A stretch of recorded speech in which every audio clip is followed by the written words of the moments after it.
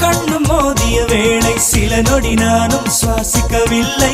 கடவுள் பார்த்த பக்தன் போலே கையும் காலும் ஓடவில்லை.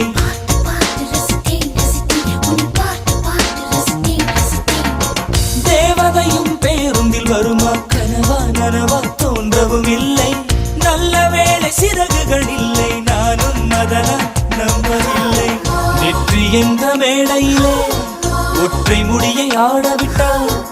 ஒற்றை முடியில் என்னை கட்டி உச்சி வயலில் தூக்கிலிட்டாள். மனதில் இத்தனை ரணமா, அடவலியில் இத்தனை சுகமா.